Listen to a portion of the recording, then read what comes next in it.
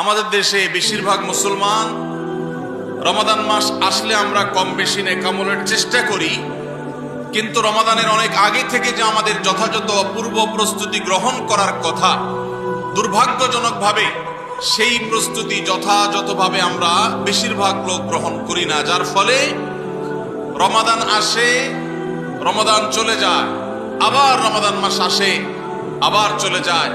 আমাদের তেমন কোনো পরিবর্তন হয় না, আমাদের মধ্যে তেমন কোনো চেঞ্জ আসে না, আমাদের জীবনের ভিতরে তেমন কোনো দৃশ্যমান পরিবর্তন চোখে পড়ে না। এই জন্য সম্মানিত ভাইরা আমার, রমাদানকে যদি আমরা যথাযথভাবে কাজে লাগাতে চাই, তাহলে যথাযোগ্য প্রস্তুতি এখন থেকে, শাবান থেকেই আমাদের গ্রহণ করতে হবে।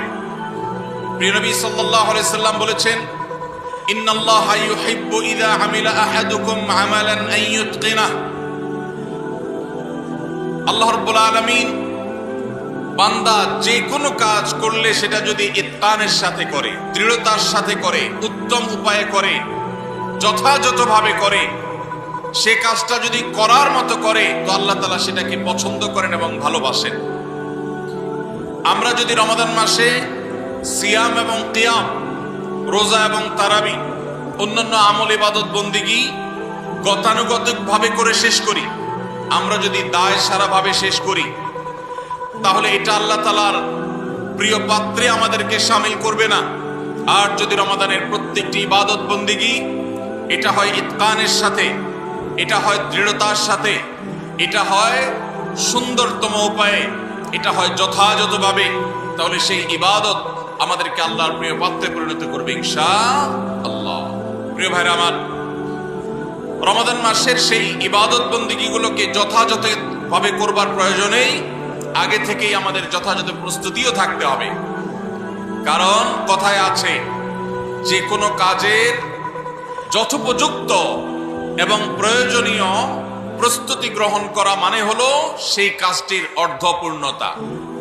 যে কোনো কাজ প্রস্তুতি যত ভালো হয়, কাজটা তত ভালো হয়। প্রস্তুতি যত নরমাল হয়, খারাপ হয়, কাজটা তত খারাপ হয়। এই জন্য আমরা রমাদান মাসকে যদি অর্থবহ এবং আমাদের লাইফ চেঞ্জিং ইবাদতের মৌসুম হিসাবে, সিজন হিসাবে গ্রহণ করতে চাই, তাহলে এখন থেকে তার জন্য আমাদের সুনির্দিষ্ট প্ল্যান, পরিকল্পনা থাকতে হবে, প্রস্তুতি থাকতে হবে। আল্লাহ রাব্বুল আলামিন আমাদের সবাইকে সেই তৌফিক দান। এই যে রমাদান আসছে আর কয়দিন পর, কারা কারা এই রমাদানকে সবচেয়ে সুন্দরভাবে ব্যবহার করতে চান, একটু হাত তোলেন। আল্লাহ রাব্বুল আলামিন আমাদের সবার হাতগুলো কবুল আর মঞ্জুর করুন, বলেন আমিন। আল্লাহ আমাদেরকে রমাদানকে সর্বোচ্চ ভালোভাবে ব্যবহার করার তৌফিক দান করুন। ভাইরা আমার, এই রমাদান মাস আসার বহু আগে থেকে আমাদের সোনালী যুগের স্বর্ণ মানবেরা যারা ছিলেন, মুহাম্মদুর রাসূলুল্লাহ সাল্লাল্লাহু আলাইহি ওয়াসাল্লামের হাতে গড়া সাহাবায়ে কেরাম, সাহাবীদের শিষ্যত্ব পাওয়া, সান্নিধ্য পাওয়া, তাদের সান্নিধ্যের সৌরভে স্নিগ্ধ হওয়া সেই তাবেঈগণ, তারা রমাদানের যথেষ্ট আগে থেকে সুনির্দিষ্ট প্ল্যান প্রোগ্রাম করে প্রস্তুতি গ্রহণ করতেন। একজন প্রখ্যাত তাবেঈ আছেন, সাহাবীদের শিষ্যত্ব পেয়েছেন, এরকম একজন তাবেঈ আছেন, যার নাম ছিল মুআল্লা ইবনে ইয়াজিদ। তিনি বলেছেন, সালাফ বা পূর্বসূরীগণ অর্থাৎ সাহাবী তাবেঈগণ, তারা রমাদানের 6 মাস আগে থেকে, রমজান আসার 6 মাস আগে থেকে আল্লাহর কাছে দোয়া করতেন, রোনাজারি করতেন, কান্নাকাটি করতেন, এই মর্মে যে আল্লাহ, রমাদান মাস পর্যন্ত আমার হায়াত বাড়িয়ে দাও, আমি যেন রমজান পাই, রমজানকে যেন সুযোগকে যেন কাজে লাগাতে পারি, রমজানের সুবর্ণ সুযোগ যেন আমার হেলায় হারিয়ে না যায়, সেজন্য আল্লাহর কাছে আগে থেকে এই নিয়ামত প্রাপ্তির জন্য দোয়া করতেন। আর রমজানের পরে বাকি যে 6 মাস, এই 6 মাস তারা দোয়া করতেন, আল্লাহ রমজানে যে সমস্ত আমল ইবাদত, যে সমস্ত নেকামল বন্দিগি আপনি করার তৌফিক দিয়েছেন, সেগুলো যেন আপনি মেহেরবানি করে কবুল এবং মঞ্জুর করেন, অ্যাকসেপ্ট করেন, আপনি যেন সেগুলোকে গ্রহণ করে নেন, সেজন্য 6 মাস তারা দোয়া করতেন। তাহলে দেখা গেল সালাফে সালেহীন তাদের কাছে রমজান এত গুরুত্বপূর্ণ ছিল যে রমজানের আগের 6 মাস এবং পরের 6 মাস রমজান ভাবনায় তারা সব সময় ডুবন্ত ছিলেন, নিমজ্জিত ছিলেন, এর মধ্যেই তারা সব সময় মগ্ন থাকতেন। অথচ আমাদের শাবানের 10, 15, 20 দিন চলে গেলেও রমজানের আবহ আমাদের অনেকের জীবনে, আমাদের অনেকের লাইফস্টাইলে, আমাদের অনেকের প্ল্যান পরিকল্পনার মধ্যে দেখা যায় না। এজন্য ভাইরা আমার, যথাযোগ্যভাবে রমজানকে যদি আমরা কাটাতে চাই, এর সঠিক ব্যবহার যদি করতে চাই, যেই প্রস্তুতিগুলো লাগবে 11টি প্রস্তুতি যেগুলো আমাদের রমজানকে সার্থক করতে পারে ইনশাআল্লাহ, তার মধ্যে সর্বপ্রথম যে প্রস্তুতিটি দরকার সেটি হলো রমজান মাস শুরু হওয়ার আগে থেকেই, যথেষ্ট আগে থেকেই তওবা এবং ইস্তেগফার করতে হবে। কি করতে হবে ভাই? তওবা ইস্তেগফার কেন করবেন? তওবা ইস্তেগফার তো সারা বছরের রুটিন আমল। রমাদানকে কেন্দ্র করে রমজান মাসকে যদি আপনি সঠিকভাবে ব্যবহার করতে চান, তাহলে কেন আপনাকে তওবা ইস্তেগফার করতে হবে? কারণ হলো তওবা এবং ইস্তেগফার এর মাধ্যমে আমরা আল্লাহর রহমতের উপযুক্ত হব। মক্কার মসজিদুল হারামের ইমাম শেখ আব্দুর রহমান আস-সুদাইস হাফিজাহুল্লাহ, তার কাছে সৌদি আরবের কিছু যুবকরা এসেছিলেন। এসে বললেন, শেখ, প্রতি বছর রমজান আসলেই আমরা অনেক প্ল্যান প্রোগ্রাম করি, অনেক কোরআন খতম দেব, অনেক নেক আমল করব, দোয়া রোনাজারি করব, দান সাদাকা করব। দুর্ভাগ্যজনক ভাবে সেটা আমাদের আর রমজান মাসে করা হয় না। আফসোস করতে করতে রমজান মাস পার হয়ে যায়। আপনি আমাদেরকে পরামর্শ দিন, কেন আমাদের প্রতি বছর জীবনে রমজান আসে অথচ সেটা সঠিক ব্যবহার করতে পারি না? তখন শেখ সুদাইস তাদেরকে বলেছিলেন, রমজান মাসে ইবাদত বন্দেগী করতে পারা এটা আল্লাহর নেয়ামত, এটা আল্লাহর অনুগ্রহ, এটা আল্লাহর রহমত। যে রমজান পেয়েও ইবাদত করতে পারলো না, সে তো হতভাগা, কপাল পোড়া। এই হতভাগ্যের কাতারে সাধারণত সেই মানুষগুলোই পড়ে যারা আল্লাহর রহমতের উপযুক্ত না। আমরা নানাবিধ অপরাধে, নানাবিধ গুনাহ করে, নানাবিধ নাফরমানি করে আল্লাহর রহমতের উপযুক্ততা আমরা হারিয়ে ফেলেছি, যার কারণে রমজানের ইবাদতের তৌফিক হয় না। এই জন্য তিনি তাদেরকে নসিহা করেছিলেন যে আমি তোমাদেরকে উপদেশ দিচ্ছি, রমজান আসার আগে থেকেই আগের যে সমস্ত গুনাহ খাতা হয়েছে, যে সমস্ত নাফরমানি হয়েছে, আল্লাহর অবাধ্যতা হয়েছে, সেগুলোর জন্য চোখের পানি ফেলে রোনাজারি করে আল্লাহর কাছে ক্ষমা চাও। আল্লাহর কাছে ক্ষমা চেয়ে যদি আগের সবগুলোকে ভ্যানিশ করতে পারো, তাহলে আল্লাহর কাছে রহমতের উপযুক্ত হবে। বিষয়টা অনেকটা হালখাতার মতো। আপনার আগের দেনা দায় সব যখন পরিশোধ করে দিয়েছেন, নতুন করে আবার আপনি ধার করার, বাকিতে নেওয়ার উপযুক্ততা আপনার অর্জন হবে। ঠিক একইভাবে আমাদের নানা নাফরমানের কারণে আল্লাহর রহমত থেকে আমরা দূরে সরে গেছি। লানত অর্থাৎ রহমত থেকে দূরে সরে যাওয়া, এটার উপযুক্ত হয়ে গেছে অনেকে। এই জন্য ভাইরা, এখন থেকে রমাদানের প্রস্তুতির নিয়তে আল্লাহর কাছে তওবা করা, গুনাহ মাফ চাওয়া, ইস্তিগফার করা, জীবন পরিবর্তন করবার সংকল্প করা, এটা হবে আমাদের রমাদানের প্রথম প্রস্তুতি। চেষ্টা করবো তো ইনশাআল্লাহ।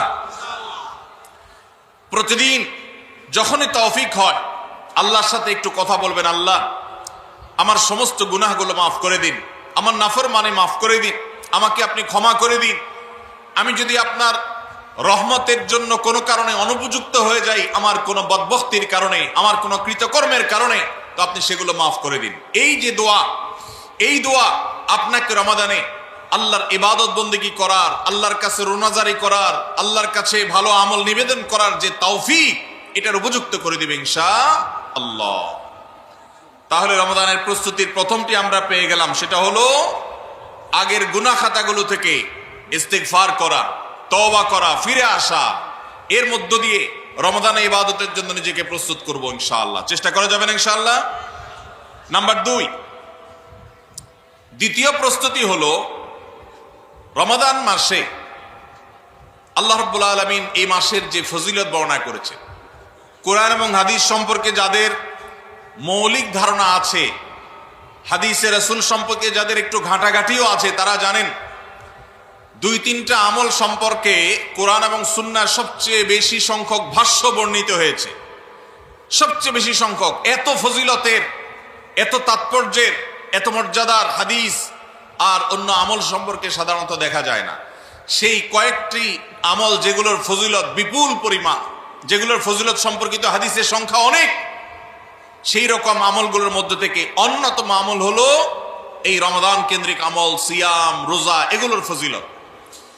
তো আমাদের রমাদান কেন্দ্রিক প্রস্তুতি হিসাবে দ্বিতীয়ত যে কাজটি আমরা করতে পারি সেটি হলো এখন থেকেই রমাদান মাসের কি কি ফজিলত আছে, সিয়াম সাধনার কি কি ফজিলত আছে, রমাদানের কি কি আমল আছে, বিশেষ করে ফজিলত এবং মর্যাদার কথাগুলো আলোচনা শুরু করা এখন থেকে। বাসা বাড়িতে গোল হয়ে কোন নির্দিষ্ট বইকে কেন্দ্র করে পাঠচক্র হতে পারে, গ্রুপ স্টাডি হতে পারে, পর্যালোচনা হতে পারে যে রমাদান মাসের কি কি মাহাত্ম্য আছে। এক একজন এক একটা বললেন। এই আলোচনা পর্যালোচনার মধ্য দিয়ে মনোজগতে রমাদানের জন্য এক ধরনের প্রস্তুতি, এক ধরনের আবহ তৈরি হবে ইনশাআল্লাহ। এজন্য দ্বিতীয় প্রস্তুতি হিসাবে আমরা এই কাজটিও ইনশাআল্লাহ করব, সেটা হলো রমজানের ফজিলত, রমজানের মর্যাদা, সিয়ামের ফজিলত, অন্যান্য আমলের উপকারিতা, সেগুলো নিয়ে আমরা বেশি বেশি পর্যালোচনা করব। যত বেশি আপনি আগে থেকে পর্যালোচনা করবেন, রমাদানের প্রতি আপনার তৃষ্ণা, সিয়াম সাধনার প্রতি আপনার ভেতরে আকাঙ্ক্ষা, প্রত্যাশা এবং প্রতীক্ষা, এটা আপনার মধ্যে বাড়তে থাকবে এবং রমাদানের প্রতিটা মিনিটকে কাজে লাগাবার জন্য তাগাদা আপনার ভিতরে অনুভব হবে ইনশাআল্লাহ। নাম্বার 3, তৃতীয় প্রস্তুতি হলো আমাদেরকে প্রতিজ্ঞা করতে হবে এই রমাদানে আমরা নেকামল করবই করব এবং কোনো আমল, কোনো ভালো কাজ, কোনো সুন্নাহ এটা করার ব্যাপারে কোনো প্রকার অলসতা করব না। কারণ ভাইরা আমার, রমজান মাস পেয়েও যদি আল্লাহর কাছে কেউ ক্ষমা না পায়, একটা প্রসিদ্ধ হাদিস আপনারা সবাই কম বেশি শুনেছেন যে নবী সাল্লাল্লাহু আলাইহি সাল্লামের কাছে জিবরিল এসেছে, এসে বলেছেন বাউদা মান আদরাকা রমাদান ফালাম ইউগফার লাহ, যে ব্যক্তি রমজান পেয়েছে অথচ রমজানের এই বিশাল সুবর্ণ সুযোগকে কাজে লাগিয়ে সে তার জীবনের সব গুনাহগুলো মাফ করাইতে পারে নাই, সে আল্লাহর কাছ থেকে মাগফিরাত আদায় করে নিতে পারে নাই, সে জাহান্নাম থেকে মুক্ত এই ঘোষণা সে আদায় করতে পারে নাই, অথচ সে রমজান মাস পেয়েছে, এর চাইতে হতভাগা আর কে হতে পারে? তা সে ধ্বংস হোক, এই বদদুআয় নবী সাল্লাল্লাহু আলাইহি সাল্লাম আমিন বলে সমর্থন জানিয়েছেন, সায় দিয়েছেন। এজন্য ভাইরা, রমজান মাস এসেছে কিন্তু আমল ইবাদত হয় নাই, রমজান মাস এসেছে আবার চলে গেছে কিন্তু আমার গুনাহ আল্লাহর কাছ থেকে মাফ করাতে পেরেছি বলে আমার বুক সায় দেয় না, তাহলে এর চাইতে বড় হতভাগা, এর চাইতে বড় কপাল পড়ার কেউ হতে পারে না। রমজানের আমল ইবাদত, রমজানের নেক আমল, রমজানের দোয়া, রমজান মাসের চোখের পানি ফেলা, এটা ভাইরা শুধুমাত্র নিজের প্রেরণার জায়গা থেকে শুধুমাত্র সওয়াব আহরণের জন্যই নয়। এটা যদি না করি তাহলে জিবরিলের বদদোয়া, নবীজি সাল্লাল্লাহু আলাইহি সাল্লামের বদদোয়া, আল্লাহর পক্ষ থেকে ধ্বংস হওয়ার পরোয়ানা, এগুলো অনিবার্য হয়ে যাবে। এই কথা চিন্তা করে এখন থেকে রমাদান কেন্দ্রিক প্রস্তুতির অংশ হিসাবে আমাদেরকে প্রতিজ্ঞা করতে হবে এইবারের রমাদানের প্রতিটা দিন আমি আল্লাহর কাছে চোখের পানি ফেলে একটা নির্দিষ্ট সময় কান্নাকাটি করব, আমার গুনাহ খাতাগুলোকে মাফ করাবো, জাহান্নামীদের তালিকা আমার নাম যদি কোনো কারণে যেয়ে থাকে আমি এমন ভাবে রোনাজারি করব, এমন ভাবে ইস্তেগফার করব, এমন ভাবে চোখের পানি ফেলবো, একান্ত নীরবে আল্লাহর সাথে কথা বলবো যেন আমার সমস্ত গুনাহগুলো মাফ হয়, জাহান্নামীদের তালিকা থেকে যেন আমার নাম কেটে যায়।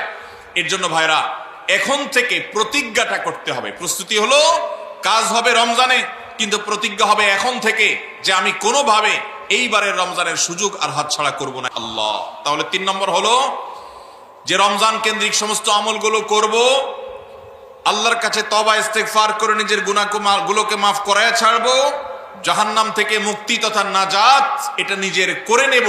এই মর্মে প্রতিজ্ঞাটা এখন থেকে যেই কয়দিন রমজান আসতে সময় আছে প্রতিদিন আমাকে নবায়ন করতে হবে।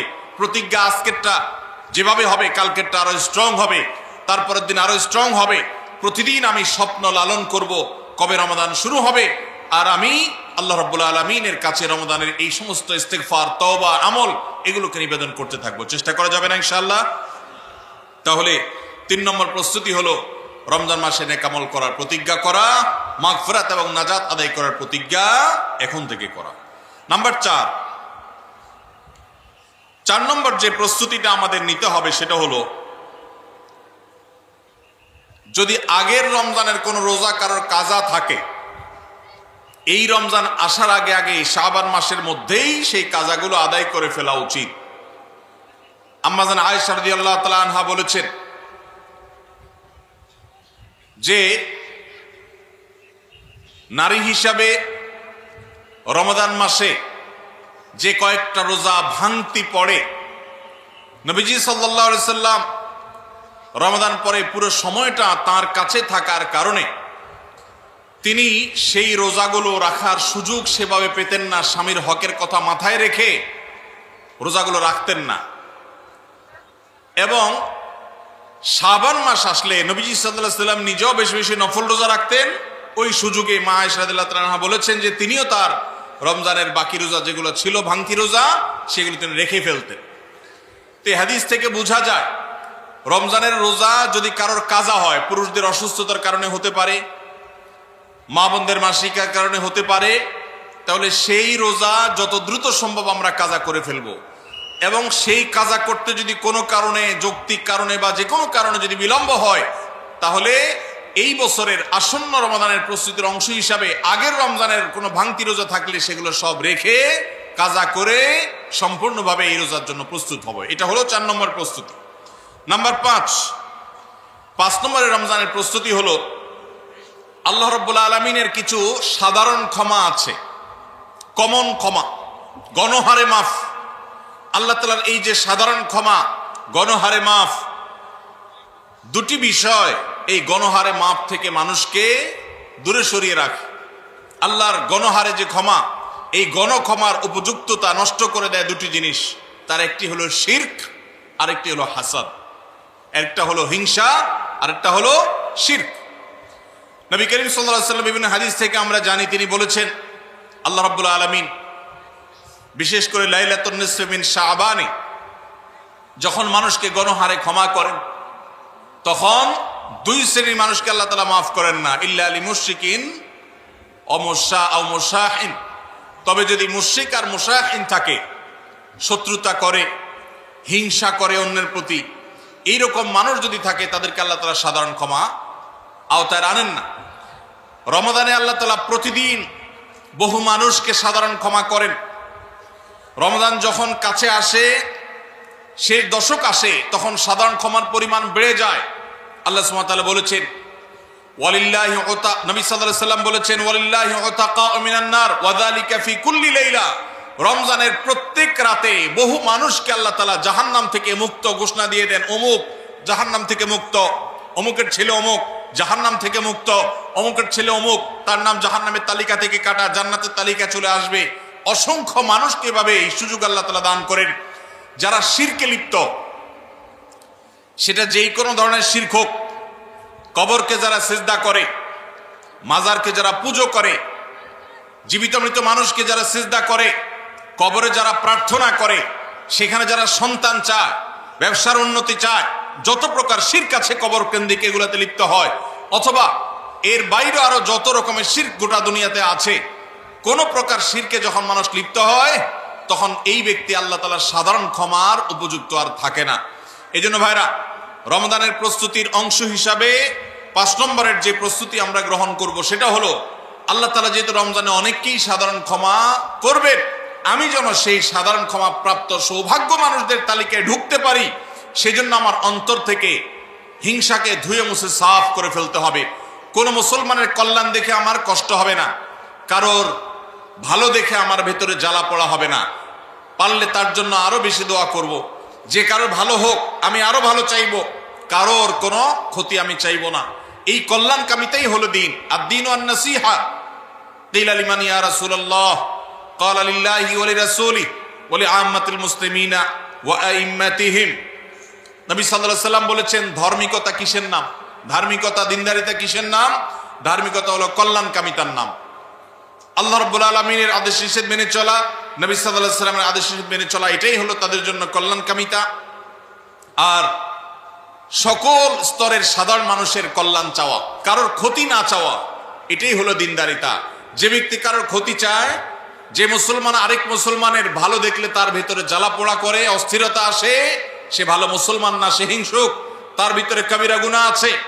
এই জন্য রমজান মাসে আল্লাহর সাধারণ ক্ষমা পেতে হলে অন্তরকে এখন থেকে পরিচ্ছন্ন করতে হবে, চোখটা বন্ধ করে মনে রাখতে হবে, স্মরণ করতে হবে, আমার আশেপাশে এমন কে আছে যার কল্যাণ দেখলে আমার সহ্য হয় না, যার ভালো দেখলে আমার ভিতরে জ্বালা পোড়া করে, যার সুসংবাদ শুনলে আমার ভিতরে খারাপ লাগা কাজ করে। তাহলে বুঝতে হবে তার প্রতি আমার হিংসা আছে। আল্লাহর জন্য নিজের হিংসা থেকে পরিচ্ছন্ন হয়ে অন্তরকে ধুয়ে সাফ করে তারপরে রমজানের সাধারণ ক্ষমার জন্য উপযুক্ত করতে হবে এখন থেকে। ঠিক একইভাবে আমি আমার কথায়, আমার কাজে, আমার বিশ্বাসে কোনো মাধ্যমে আল্লাহর সঙ্গে শিরক করছি কিনা, আরশের মালিকের সাথে শিরক করছি কিনা, আল্লাহ বলেছেন ইন্নাল্লাহা লা ইয়াগফিরু আন ইউশরাকা বিহি ওয়া ইয়াগফিরু মা দুনা যালিকা লিমান ইয়াশা। আল্লাহর সঙ্গে শিরক করা হলে এটা আল্লাহ মাফ করবেন না। শিরকের অপরাধ এটা যদি কেউ করে তওবা ছাড়া মারা যায়, আল্লাহ তাআলা এই অপরাধ ক্ষমা করবেন না, এটা আল্লাহর আগে থেকে দেওয়া ঘোষণা। কোরআনে আল্লাহ আরো বলেছেন লোকমান হাকিমের উদ্ধৃতি দিয়ে, ইন্নাশ শিরকা লাযুলমুন আযীম। তিনি তার সন্তানকে উপদেশ দিতে গিয়ে বলেছিলেন যে ইন্নাশ শিরকা লাযুলমুন আযীম, শিরক সবচেয়ে বড় অপরাধ। এজন্য ভাইরা, শিরক থেকে পরিচ্ছন্ন না থাকলে রমাদানের কোনো ইবাদত, কোনো আমল আমাদের কাজে আসবে না। এজন্য রমজানের প্রস্তুতি হিসেবে শিরক এবং হিংসা থেকে অন্তরকে পরিচ্ছন্ন করা, পবিত্র করা, এটা হলো আমাদের পঞ্চম প্রস্তুতি। নাম্বার 6, বিগত রমজান যেগুলো আমাদের জীবনে এসেছে, সেই সমস্ত রমাদানে কেন আমার আমল ইবাদত হয় নাই? রমজান আসার আগে নিয়ত করছি কোরআনটা খতম দিব, কিন্তু দিতে পারি নাই। রমজান আসার আগে নিয়ত করেছিলাম এই বছর একটা তারাবিও মিস করব না, কিন্তু অনেকগুলো মিস হয়ে গেছে। রমজান আসার আগে নিয়ত করেছিলাম এই বছর রমজান থেকে ধূমপান করা ছেড়ে দিব, কিন্তু অনেকে ছাড়তে পারেন নাই। রমজান আসার আগে নিয়ত ছিল এই বছর রমজানে একটা খারাপ জিনিসও মোবাইলে, টিভিতে দেখব না, কিন্তু সেই প্রতিশ্রুতি রাখতে পারি নাই। কেন পারি নাই? বিগত রমজানের সমস্ত আমল নামা নিয়ে বসতে হবে এখন থেকে, শাবান থেকে, আজকে থেকেই, যে আমার গত রমজানে আমল ইবাদতের ক্ষেত্রে প্রতিবন্ধকতা, বাধাগুলো কি কি ছিল, একটা একটা করে সম্ভব হলে লিখে ফেলবেন।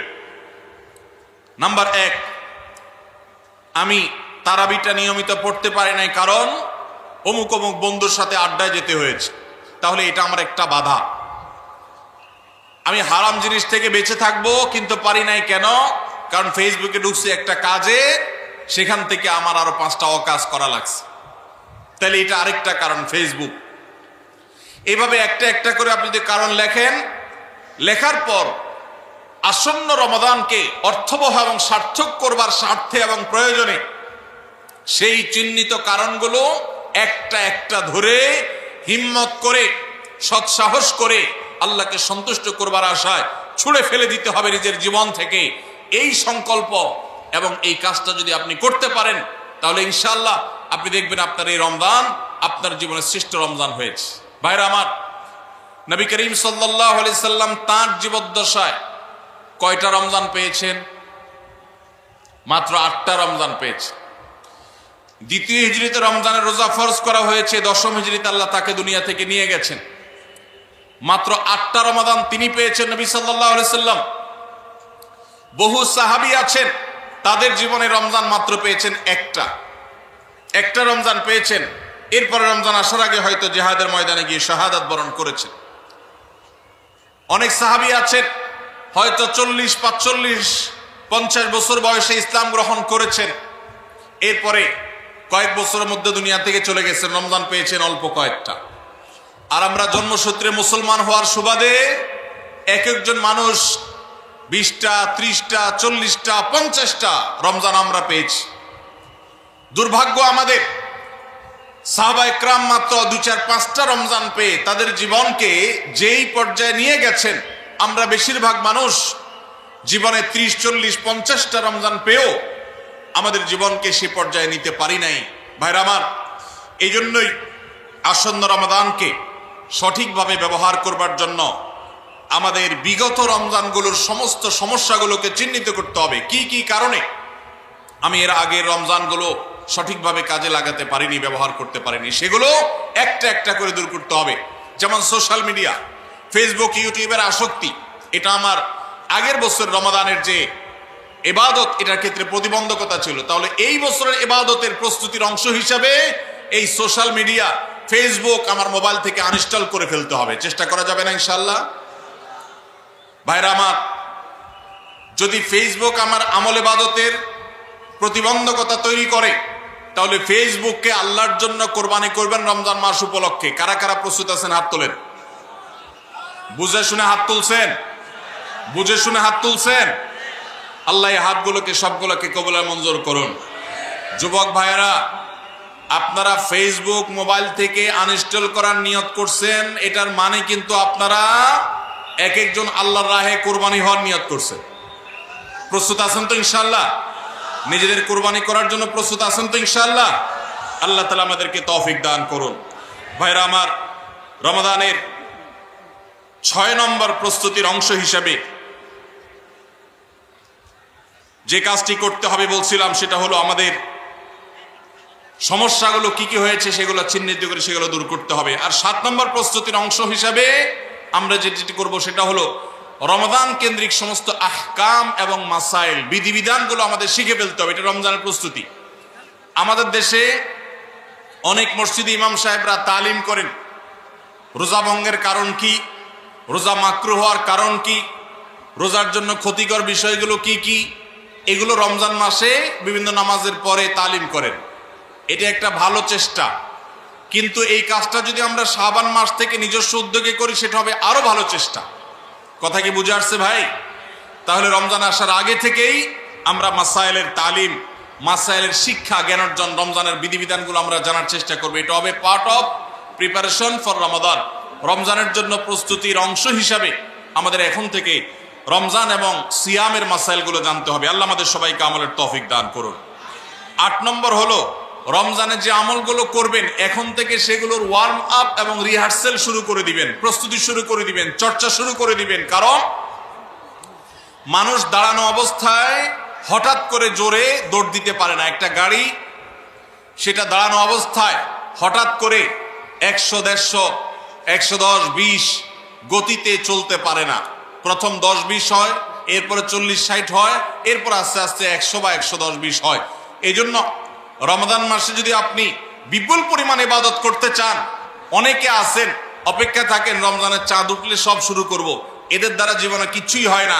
যারা আসলেই রমজানে কিছু করতে চায় তারা এখন থেকে শুরু করবে। রমজানে আমরা রোজা রাখবো, নবী সাল্লাল্লাহু আলাইহি সাল্লাম শাবান থেকে নফল রোজা রাখার অভ্যাস শুরু করতেন। রমজানে আমরা দোয়া করব, এখন থেকে দোয়ার রিহার্সেল শুরু করা, প্রস্তুতি শুরু করা। যে কোনো গুরুত্বপূর্ণ কাজের আগে মহড়া শুরু হয়, তারপরে মূল কাজ শুরু হয়।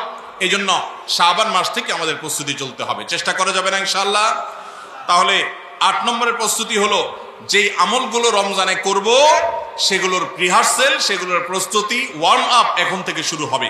নাম্বার 9, রমজান মাসের দিন এবং রাত যেভাবে কাটাবেন তার জন্য একটা প্ল্যান করে ফেলবেন। সুন্দর করে একটা স্কেডিউল করে ফেলবেন, রুটিন করে ফেলবেন যে আমি কোরআন তেলাওয়াতটা কোন সময় করব। দিনের কোন সময়টাতে আমি কোরআন তেলাওয়াতের জন্য টাইম বরাদ্দ রাখলে সেটা মিস হবে না। হতে পারে ঘুমানোর আগে, হতে পারে ফজরের পরে। কোন টাইমটা আমার সবচেয়ে কোরআন তেলাওয়াতের জন্য নিরাপদ টাইম সেটা আমি ফিক্স করব। এই ঠিক একইভাবে আমি আল্লাহর কাছে রোনাজারের জন্য ভালো সময় কোনটা সেটা ঠিক করব। আমরা আমাদের আসুন্নাহ ফাউন্ডেশন থেকে, আপনারা জানেন, রমাদান প্ল্যানার নামে একটা প্ল্যানার তৈরি করেছি রমজানকে অর্থবহ করবার জন্য। এবছর আরেকটা নতুন বই আমাদের আসছে সামনের সপ্তাহে ইনশাআল্লাহ। মাহে রমজানের 27টি আমল, মাসনুন আমল, কোরআন সুন্নাহর আলোকে প্রত্যেকটা খুঁটিনাটি আমলকে আলাদা আলাদা করে উল্লেখ করা হয়েছে। খুব ছোট্ট ছোটি বই, উদ্দেশ্য রমাদানকে অর্থবহ করা। অতএব রমাদানকে অর্থবহ করবার জন্য আপনার প্ল্যান করতে হবে আগে থেকে, সেটা এখন থেকেই, যে আপনি কখন কোন কাজটা করবেন, কোন আমলটা করবেন, কোন ভালো কাজটা করবেন। এগুলো যদি আগে থেকে প্ল্যান হয় দেখবেন কাজটা করা সহজ হয়েছে। নাম্বার 10, রমাদানের প্রস্তুতির অংশ হিসাবে চাঁদ দেখার চেষ্টা করতে হবে। চাঁদ দেখা, আজকাল চাঁদ দেখার আমলটা বিলুপ্ত হয়ে গেছে, অনেকটাই হারিয়ে যাচ্ছে। চাঁদ দেখা কমিটি ছাড়া সাধারণ মানুষ চাঁদ দেখতে আমরা ভুলে গেছি। আমরা চাঁদ দেখি কিন্তু ফেসবুকে, আকাশে না। চাঁদ কি ফেসবুকে দেখবেন না আকাশে দেখবেন? সবাই যদি চাঁদ ফেসবুকে খোঁজেন তাহলে আকাশে সরকারি কিছু লোক খুঁজবে, হেলাল কমিটির লোকজন খুঁজবে। হেলাল কমিটির লোকদের উপরে ভরসা করে যদি এই কোটি কোটি মানুষ তাদের রোজা রাখে তাহলে প্রায় বছর দেখেন গন্ডগোল লাগে। চাঁদ উঠছে আবার উঠে নাই, উঠে নাই ঘোষণা হয়ে আবার 11টা বাজে 10টা বাজে উঠছে। এই ঘটনা হয় না? হয় না? এই ঘটনা এই জন্য হয় যে আমরা সবাই চাঁদ দেখার দায়িত্বটা পালন করি না। নবীজি বলেছেন সুমু লিরুইয়াতিহি ওয়া আফতিরু লিরুইয়াতিহি, তোমরা রোজা রাখো চাঁদ দেখে, আবার ঈদও করো চাঁদ দেখে। এই জন্য 29শে শাবান পশ্চিম আকাশে চাঁদ খোঁজার চেষ্টা করবেন সন্ধ্যার সময়। চেষ্টা করবেন না ইনশাআল্লাহ? চেষ্টা করে যদি চাঁদ দেখতে নাও পারেন তারপর আপনি সওয়াব পাবেন। আর যদি চাঁদ দেখেন তাহলে দোয়া করবেন আল্লাহুম্মা আহিল্লাহু আলাইনা বিল ইয়ুমনি ওয়াল ঈমান ওয়াস সালামাতি ওয়াল ইসলাম রাব্বি ওয়া রাব্বুকাল্লাহ। হে আল্লাহ, এই চাঁদকে আপনি বরকত এবং ঈমান দিয়ে আমার জন্য পরিপূর্ণ করে দিন। এই মাস আমার জন্য নিরাপদ এবং ইসলাম দিয়ে পরিপূর্ণ করে দিন। হে চাঁদ, তোমার আর আমার পালন করতে একজন আল্লাহ। অতএব এই চাঁদ দেখার চেষ্টা করবো। এটাও রমাদানের প্রিপারেশন, রমাদানের প্রস্তুতির অংশ। 11 নম্বর হলো আল্লাহর কাছে ভাই চোখের পানি ফেলে এখন থেকে দোয়া করব, আল্লাহ এই যে রমজান আসছে এটা যেন আমার জন্য লাইফ চেঞ্জিং হয়, এটা যেন আমার জীবন পরিবর্তনকারী হয়, এটা যেন আমাকে মুত্তাকি বানিয়ে ছাড়ে, এটা যেন আমাকে নেকামল ওয়ালা বানিয়ে দেয়, এটা যেন আমার জীবনে বিশাল বড় অ্যাচিভমেন্ট এনে দেয়, এটা যেন আমাকে মাগফিরাত পাইয়ে দেয়, এটা যেন আমাকে নাজাত পাইয়ে দেয়, এটা যেন আমাকে জান্নাতের উপযুক্ত করে। এই রমজান যেন আমাকে জাহান্নামীদের তালিকা থেকে আমার নামকে কাটানোর নিশ্চয়তা এনে দেয়। সেইভাবে রমজানকে কাটাবার জন্য আপনি তৌফিক দান করুন। এখন থেকে আল্লাহর কাছে এই বরাদ্দ আদায় করতে হবে, চেয়ে নিতে হবে এবং সেটার জন্য দোয়া করতে হবে। এই দোয়াটা হলো একাদশ এবং সর্বশেষ প্রস্তুতি। চেষ্টা করা যাবে না ইনশাআল্লাহ? রমাদান উপলক্ষে আস-সুন্নাহ ফাউন্ডেশন থেকে আমরা একটা ঘোষণা গত বছরে দিয়ে রেখেছি, ইনশাআল্লাহ এই রমাদানে সেটা কার্যকর হবে। সেটা হলো যে রমজান মাসে যদি কেউ পুরো কোরআনে কারীম অর্থ সহকারে বুঝে পড়ে, মাদ্রাসার নিচের ক্লাসের ছাত্ররা তারা শরীক হতে পারবে, উপরের ক্লাসের ছাত্র অথবা আলেম ওলামা তাদের জন্য এটা না, কারণ তারা তো এই কম্পিটিশনে এমনিতেই ভালো করবে। এটা আমাদের সাধারণ শিক্ষিত ভাইদের জন্য, স্কুল কলেজের ভাইদের জন্য, সর্বস্তরের নারী পুরুষ, দেশে বিদেশে প্রবাসে থাকা সব মানুষদের জন্য উন্মুক্ত। অনলাইনে নিজস্ব ওয়েবসাইটে আমরা এই পরীক্ষা নিয়ে থাকি। 6টি ধাপে সারা বছর নেওয়া হয়েছে। এখন সামনে রমাদানে যেটা হবে সেটা হলো মূল। যে কেউ যারা আগের কোনো ধাপে পরীক্ষা দেয়নি তারাও সবাই দিতে পারবে। কাজ হলো শুধু একটাই, সেটা হলো রমাদানকে কেন্দ্র করে আপনি টার্গেট করবেন পুরা কোরআনের শুরু থেকে শেষ পর্যন্ত আমি একবার ভালো করে অর্থ সহকারে বুঝে পড়ার চেষ্টা করব। চেষ্টা করা যাবে না ইনশাআল্লাহ? আল্লাহ তাআলা কি বলেছেন পুরা কোরআনে আমরা অনেকেই পড়তে চাই, জানতে চাই, কিন্তু হয়ে ওঠে না। আপনি এই রমজানকে কেন্দ্র করে টার্গেট করেন প্রতিদিন আমি 1 পারা বা 1.5 পারা। ইমাম সাহেব বা হাফেজ সাহেব তারাবিতে যে তেলাওয়াত করেন পুরো পারাটা আমি যদি সুন্দর করে দেখে যাই এবং দেখার পরে পরিবারের লোকদের সাথে গ্রুপ স্টাডি করি, মুদারাসা করি, যেটা নবী সাল্লাল্লাহু আলাইহি সাল্লাম জিবরিলের সাথে করতেন, সেটা যদি আপনি করেন তাহলে রমজানের শেষ জুমাবার বাদ ফজর অনলাইনে আমাদের পেজ থেকে লিঙ্ক দেওয়া হবে। লিঙ্কে ক্লিক করে শর্ট টার্মে একজন একটু রেজিস্ট্রেশন করে দিতে হবে। নিজে পারলে ভালো, না হলে যারা অনলাইন বোঝে তারা 1 মিনিট লাগবে রেজিস্ট্রেশন করতে, বাস। এরপরে আপনি ডাইরেক্ট পরীক্ষা দিতে পারবেন। এমসিকিউ প্রশ্ন, একটা অক্ষরও লিখতে হবে না, সব প্রশ্ন উত্তর দেওয়া আছে, 4টা উত্তর দেওয়া থাকবে, সঠিকটা সিলেক্ট করতে হবে। এই পরীক্ষা যারা বিজয়ী হবেন তাদের জন্য পুরস্কার হলো 15 লক্ষ টাকা। 15 লক্ষ টাকার পুরস্কারের ঘোষণা আমরা দিয়েছি। এর মধ্যে প্রথম 3 জনকে আমরা ইনশাআল্লাহ বিদিনিল্লাহ উমরা করাবো। 3 জনের উমরার জন্য আল্লাহর 3 বান্দা ইতোমধ্যে স্পন্সর হয়ে টাকা জমা দিয়ে দিয়েছেন আমাদের কাছে। এখন শুধুমাত্র কারা কারা উমরা যেতে চান সে মানুষগুলো দরকার। আপনারা সবাই যেতে চান ইনশাআল্লাহ? অতএব ভাইরা, রমাদানকে কেন্দ্র করে ওই যে প্রিপারেশন, প্রস্তুতির অংশ হিসেবে এখন থেকে কোরআনে কারীম বুঝে পড়া শুরু করে দেন। পরীক্ষার দিন পরীক্ষা দেন। আপনি পুরস্কার জিতেন আর না জিতেন, আল্লাহ বলেছেন ফাস্তাবিকুল খায়রাত, ভালো কাজে প্রতিযোগিতা করা এটা ইটসেলফ একটা ভালো কাজ। অতএব আপনি পরীক্ষায় অংশগ্রহণ করেছেন, প্রতিযোগিতায় নাম লিখিয়েছেন, এটাই একটা ইবাদত। আপনার রমাদান কর্তব্য করে দিতে পারে ইনশাআল্লাহ। সবাই চেষ্টা করবো তো ইনশাআল্লাহ রমাদানকে কেন্দ্র করে। তাহলে যে প্রস্তুতিগুলো আমরা নিতে পারি, যেগুলো আমাদের রমাদানকে অর্থবহ করতে পারে, তার ভিতরে 1 নম্বর বলেছিলাম তওবা ইস্তেগফার করে আগের সব গুনাহগুলো থেকে আল্লাহর কাছ থেকে মাগফিরাত আদায় করে নেওয়া, যাতে করে রমজানে ইবাদতের জন্য আপনি উপযুক্ত হন, আল্লাহর রহমত প্রাপ্তির তৌফিক প্রাপ্ত হন। অনেক সময় গুনাহগুলো ইবাদতের ক্ষেত্রে বাধা হয়, গুনাহের কারণে আল্লাহর ইবাদতের তৌফিক হয় না। নাম্বার 2, আল্লাহ রাব্বুল আলামিন রমজানের এবং সিয়ামের যে ফজিলতের কথা বলেছেন, নবীজি সাল্লাল্লাহু আলাইহি সাল্লাম যেসব ফজিলতের কথা বলেছেন, মর্যাদা, মাহাত্ম্য, তাৎপর্যের কথা বলেছেন, এগুলো আলোচনা, পর্যালোচনা, এগুলো এখন থেকে শুরু করা। আপনার অফিসে, বাসায় বিভিন্ন রকমের হাদিস, রমজানের ফজিলত, সাহারি ইফতারের ফজিলত, গুনাহমুক্ত থাকার ফজিলত, তাকওয়া চর্চার ফজিলত, রমজানের আমল, এগুলো এখন থেকে জানাশোনা শুরু করে দেন। এখন থেকে এটা রিহার্সাল শুরু করেন। রমজানকে অর্থবহ করবার জন্য আমরা রমজান প্ল্যানার করেছি। রমজানকে অর্থবহ করবার জন্য আমরা কোরআন তারাবির সালাতে কোণের বার্তা বই করেছি। রমজানকে অর্থবহ করার জন্য আমাদের আরেকটা বই আসছে, মাহে রমজানের 27 আমল। এই সব আয়োজন কিভাবে রমজানকে সুন্দরভাবে কাটানো যায় সেজন্য এখন থেকে আপনি ফজিলতের হাদিসগুলো জানেন, আলোচনা করেন, দেয়ালে দেয়ালে নিজের বাসায় লাগায় রাখেন এবং বারবার দেখেন, পর্যালোচনা করেন, আবহ তৈরি হবে ইনশাআল্লাহ। নাম্বার 3, তৃতীয় প্রস্তুতি হলো এইবারের রমাদানে যে কোনোভাবে মাগফিরাত আদায় করে ছাড়বো আল্লাহর কাছ থেকে। জাহান্নামীদের তালিকা আমার নাম থেকে থাকলে এটা কাটায় ছাড়বো, এই মর্মে প্রতিজ্ঞা করা, এটাও প্রিপারেশন। এখন থেকে নিয়ত করা যে এই রমজানটা অর্ডিনারি রমজান হবে না, এই রমজানটা শুধু সাহারি আর ইফতার আর তারাবি এই 3 জিনিসের নাম হবে না, এটা একটা অর্থবহ রমজান হবে। একটা নাফরমানি আমি করব না, একটা গুনাহ আমি করব না। এখন থেকে প্রতিজ্ঞা করতে হবে নিজের সাথে নিজে, প্রতিদিন নিজের সাথে নিজের বোঝাপড়া ফাইনাল করতে হবে, এটা প্রস্তুতি।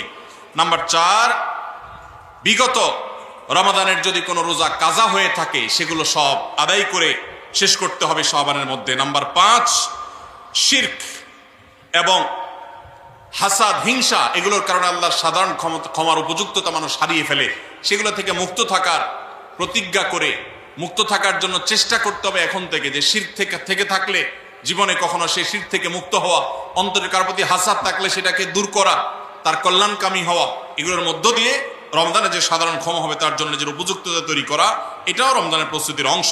নাম্বার 6, বিগত রমজানগুলোতে কোন কোন কারণে আমার আমল হয় না, কোন দোস্তের কারণে, কোন বন্ধুর কারণে, কোন গ্রুপের কারণে, কোন অ্যাপসের কারণে, কোন ফেসবুকের কারণে, সেগুলো একটা একটা করে এই রমজানে যেন জীবনে না থাকে সেগুলা ছিন্ন করার জন্য প্রস্তুতি নেওয়া। নাম্বার 7, রমজানের মাসলা মাসাইলগুলো জানা, এটাও রমজানের প্রস্তুতির অংশ, এখন থেকে সেটা করা। 8 নম্বর হলো রমজানে যে আমল করতে চান এখন থেকে সেগুলো শুরু করে দেন, তেলাওয়াত করা। অনেক সালাফ শাবান মাস থেকে প্রচুর তেলাওয়াত করা শুরু করতেন, নবীজি শাবান মাস থেকে নফল রোজা শুরু করতেন। এগুলো হলো আগে থেকে প্রস্তুতি এবং মহড়া। রমজানে যা করবেন, দান সদকা করবেন, এখন থেকে লিস্ট করেন, তালিকা শুরু করে দেন, টাকা পয়সা শুরু করে দেন, এগুলো হলো পার্ট অফ প্রিপারেশন। 9 নম্বর হলো রমজান কিভাবে কাটাতে চান তার একটা রুটিন করে ফেলেন, দিন রাত 24 ঘন্টার রুটিন। বাচ্চাদের, ফ্যামিলির অনেক ধরনের আমল আছে রমজানকে কেন্দ্র করে, যেগুলো হারিয়ে গেছে আমাদের সমাজ থেকে। রুটিন করেন এবং ইলম অর্জন করার চেষ্টা করেন। নাম্বার 10, চাঁদ দেখার চেষ্টা করতে হবে, এটাও রমজানের প্রস্তুতির অংশ। আর 11 নম্বর হলো আল্লাহর কাছে দোয়া করতে হবে, আল্লাহ যেন আমাদেরকে রমজানের রোজাকে যথাযথভাবে আদায় করার তৌফিক দান। ইনশাআল্লাহ আল্লাহ রাব্বুল আলামিন আমাদের সবাইকে রমজানকে সর্বোচ্চ কাজে লাগাবার, সর্বোত্তম ব্যবহার করবার তৌফিক দান করুন। সবাই চেষ্টা করবো তো ইনশাআল্লাহ। ভাইরা আমার, জীবনে রমজান হতে পারে এটাই শেষ, সেই চিন্তা করেই আমাদেরকে রমাদানকে ইস্তেকবাল করতে হবে, অভ্যর্থনা জানাতে হবে। এটাকে শেষ রমজান ধরেই প্রিপারেশন নিতে হবে, আগাইতে হবে। এইবার যদি সুযোগ মিস হয়, হয়তো আর সুযোগ আমার কাছে আসবে না, সেই চিন্তা করেই করতে হবে। তাহলে ইনশাআল্লাহ এই রমাদানে অর্থবহ কিছু করা সম্ভবপর হবে। আমরা সবাই সেজন্য যার যার জায়গা থেকে সচেষ্ট হব আগে থেকেই। এবং মনে রাখবেন, আবারও বারবার বলছি যে নবী সাল্লাল্লাহু আলাইহি সাল্লামের সেই হাদিসটি মাথায় রাখতে হবে, রমজান মাসটা আমল করে, ইবাদত করে কিছু কামাইতে পারলাম ভালো, না কামাইতে পারলাম তেমন কোনো ব্যাপার না। ব্যাপারটা সেরকম না।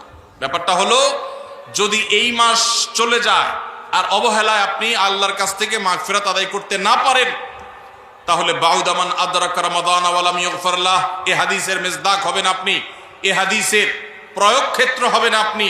সেক্ষেত্রে রমজান পেয়েও মাগফিরাত না পাওয়ার কারণে ধ্বংস অনিবার্য হয়ে যাবে।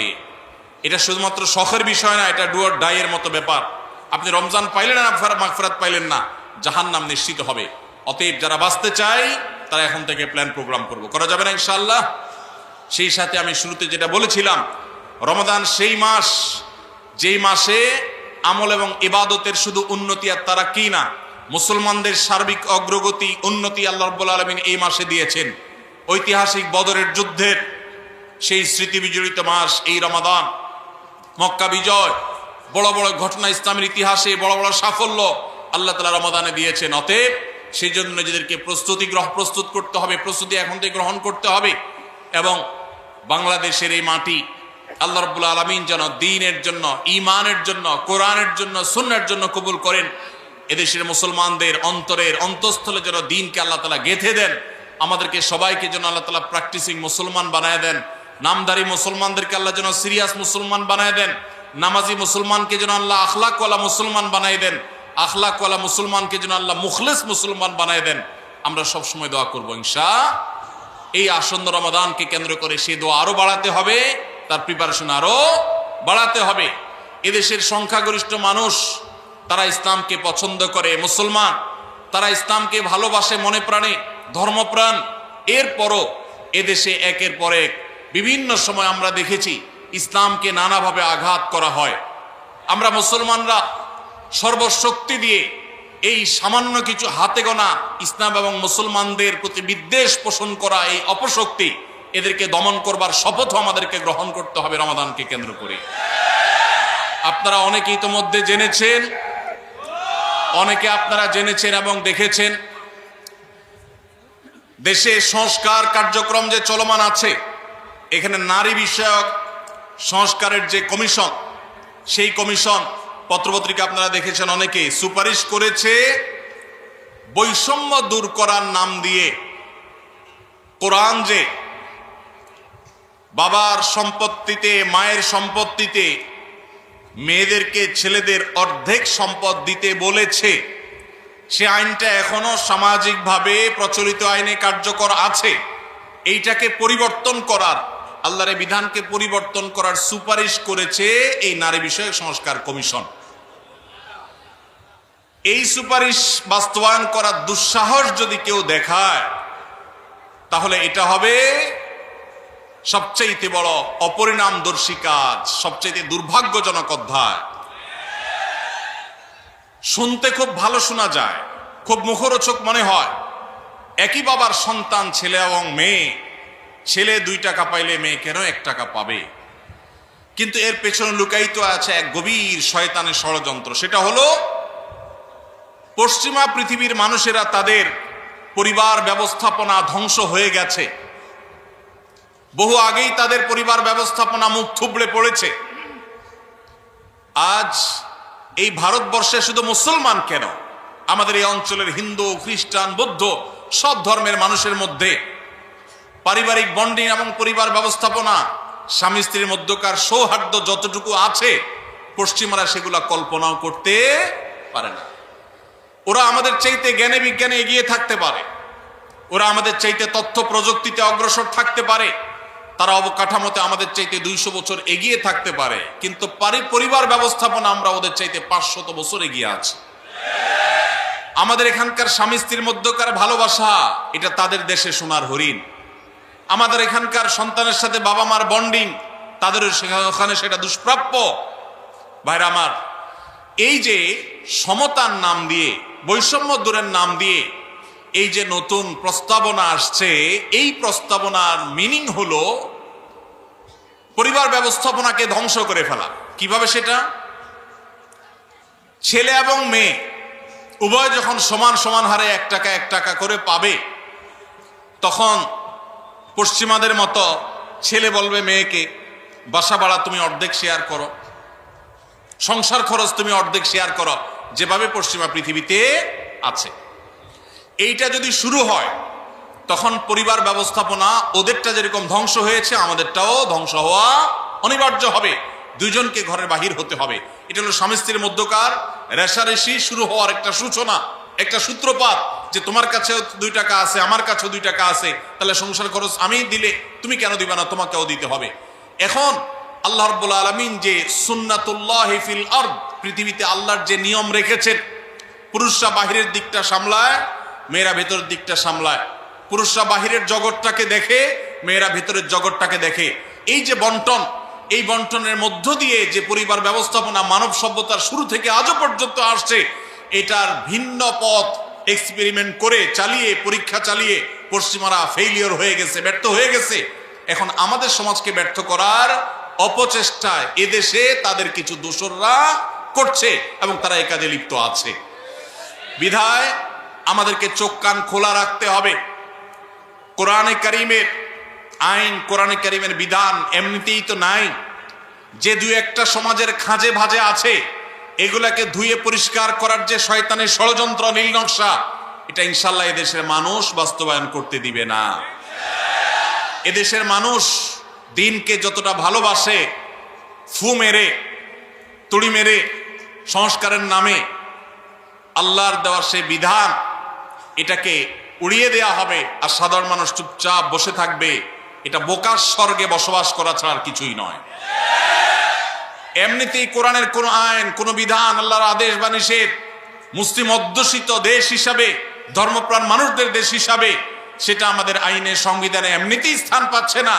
যেগুলো আছে দুই একটা, সেগুলো মুছে পরিষ্কার করার এই ষড়যন্ত্র এদেশের প্রত্যেকটা মুসলমান রুখবে ইনশাআল্লাহ। ভাইরা আমার, এই জন্য আমাদেরকে চোখ কান খোলা রাখতে হবে, আমাদেরকে সতর্ক থাকতে হবে। তবে সেই সাথে আমাদের এও মাথায় রাখতে হবে, মা বাবার সম্পদে বোনদের অধিকার, এটাকে আমরা অনেক পুরুষরা বঞ্চিত করছি, তাদেরকে অধিকার দিচ্ছি না। যেটুকু কোরআন বলেছে সেটুকুর বাস্তবায়ন হলেই সমাজ শান্তিতে পরিপূর্ণ হয়ে যাওয়ার কথা, কিন্তু সেটা বাস্তবায়ন করার নাম নাই, সেটাকে পরিবর্তন করার বরং চেষ্টা চলছে। ভাইরা আমার, আল্লাহ রাব্বুল আলামিন আমাদেরকে নারী পুরুষের মধ্যে সমতা বিধান করতে বলেন নাই, ন্যায্যতা বিধান করতে বলেছেন। কি করতে বলেছেন? সমতা। ইসলাম সমতার কথা বলে না, ন্যায্যতার কথা বলে। সব সময় সমতা মানুষের ন্যায্যতাকে নিশ্চিত করে না, সব সময় সমতা মানুষের ন্যায্যতাকে নিশ্চিত করে না। এই জন্য ইসলাম ন্যায্যতা কথা বলেছে। ন্যায্যতা এটা থাকতে হবে, সমতা থাকা জরুরি নয়। আল্লাহ আপনাকে একটা ছেলে দিছে, একটা মেয়ে দিছে। ছেলেটার জ্বর হয়েছে, তাকে নাপা খাওয়াইছেন 103 ডিগ্রি জ্বর। মেয়েটার শরীরে কোনো জ্বর নাই, সুস্থ মানুষ। তাকে বলতেছেন, তুমিও তো আমার ঘরে জন্ম নিয়েছ, এক পাতা নাপা কিনেছি, ছেলেটাকে খাইয়েছি একটা, তুমিও তো ভাত খাইছ, এখন একটা নাপা তুমিও খাও, না হলে তো আমার ভয় হয় যে আমি সমতা বিধান করলাম না। কি বলেন? ছেলের জ্বর হয়েছে, তাকে নাপা খাওয়াইছেন, এখন সমতা যদি বজায় রাখতে হয় তাহলে মেয়েকেও কি করা লাগবে? নাপা খাওয়ানো। এক ছেলের বয়স 20, তার জন্য যে সাইজের জামা কিনেছেন, আরেকজনের বয়স 10। সমতা বিধান করতে হলে তার জন্য একই সাইজের জামা কিনতে, একই সাইজের জামা যদি কিনেন তাহলে সেটা কি ইনসাফ হবে না বেইনসাফ হবে? ইসলাম এই মুখরোচক, সস্তা, শুনতে শুধু ভালো শোনা যায় এরকম সমতা নারী পুরুষের মধ্যে করতে বলে না, ন্যায্যতাকে নিশ্চিত করতে বলে। আপনি কোথাও আপনার ছেলে মেয়েদেরকে কোনো ভালো কিছু দেখাবার জন্য নিয়ে গেছেন, দুইজন ছেলে বা একজন ছেলে একজন মেয়ে গেছে, একজন বড় একজন ছোট, একটু উপরে উঠে দেখতে হবে। সেজন্য যে বড় 15 বছর বয়স, তার দেখার সুবিধার জন্য 3টা ইট দিয়ে বলেছেন, তুমি এবার দাঁড়াও, সে দেখতে পাচ্ছে। এখন যার বয়স 5, তার জন্য যদি 3টা ইট দেন, সে কি দেখতে পাবে? কিন্তু যেহেতু বড়জনকে 3টা দিবেন, ছোটজনকেও 3টা দিবেন, ছেলেকে 3টা দিবেন, মেয়েকেও 3টা দিবেন, এটা হলো সমতার দাবি। আর ন্যায্যতার দাবি হলো যার 3টা লাগে তারা 3টা দিবেন, যার 6টা লাগে তাকে 6টা দিবেন। এটা হলো ন্যায্যতা। ইসলাম নারী পুরুষের মধ্যে ন্যায্যতা নিশ্চিত করতে বলে, সমতা নয়। পশ্চিমারা যে সমতার কথা বলে, এটা মুখরোচক, বস্তাপচা, সস্তা স্লোগান। এই স্লোগান কখনো ইনসাফ প্রতিষ্ঠা করতে পারে না। পশ্চিমাদের সমাজ ব্যবস্থা ইনসাফ প্রতিষ্ঠা হয় নাই। নারীরা মুসলমানদের চাইতে 1000 গুণ বেশি নিগৃহীত, নিষ্পেষিত। আমাদেরকে বুঝতে হবে এবং ধারণ করতে হবে। আল্লাহ রাব্বুল আলামিন কোরআন এবং হাদিসের আলোকে আমাদের জীবনকে, আমাদের সমাজকে, আমাদের দেশকে, আমাদের পরিবারকে, সবকিছুকে ঢেলে সাজাবার তৌফিক আমাদেরকে দান করুন। আমাদেরকে কোরআন এবং হাদিসকে ধারণ করতে হবে, রমাদান কর্তব্য করতে হবে। যে সমস্ত কথা আমরা শুনলাম, জানলাম, দিনভর আলোচনা হলো, আল্লাহ তাআলা আমাদের সবাইকে আমলের তৌফিক দান করুন। হাদা ওয়াসাল্লি ওয়াসাল্লিম আলা নবিয়িনা মুহাম্মদ ওয়া জাযাকুমুল্লাহু খাইরা। ওয়াসসালামু আলাইকুম ওয়া রাহমাতুল্লাহি ওয়া বারাকাতুহু।